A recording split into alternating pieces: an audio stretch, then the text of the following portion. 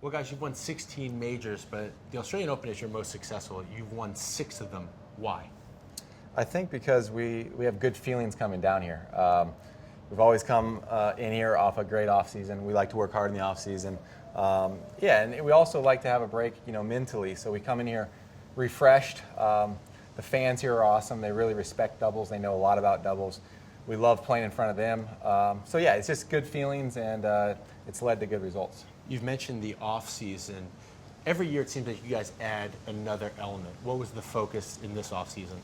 Yeah, we worked pretty hard. He came out to California. I met him in Florida. We had David McPherson, our coach, working on patching up the holes. There's a few things that we can improve, just a little bit more variety in our games. Hope the doubles guys aren't watching this, but mixing in some topspin lobs. Usually when we have second balls, we're just hit them as hard as we can.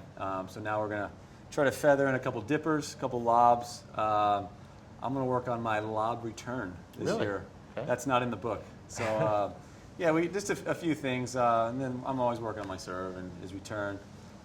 Working on our poaching, but just trying to tie up the loose ends and throw in a few new wrinkles. Patching up the holes, that's pretty modest considering last year you won 10 titles, 6 Masters 1000s, you won the US Open, the Barclays ATP World Tour Finals, and you finished #1 in the world for the 10th time, 10 of the last 12 years. How important, where do you put finishing #1 versus other goals when you start a year?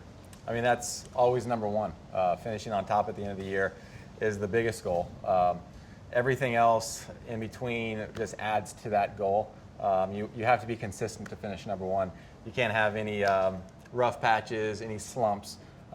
Every tournament you got to bring it, and we did that last year. Even through some of our tough times, like the European season, I don't think we played our best, but we were getting points, we were getting results, and then we caught fire at the end of the year and kind of blew it wide open. But yeah, those trophies, those little sculptures. You get them at the ITF dinner in Paris. It's a black tie event, and being up on stage with those little clay sculptures is everything to us.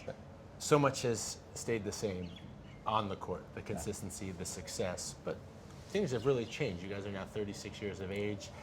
You have 2 children. You're married. You live in Florida. You live in California. I mean, how challenging has it been to mitigate those adjustments as your career has moved forward?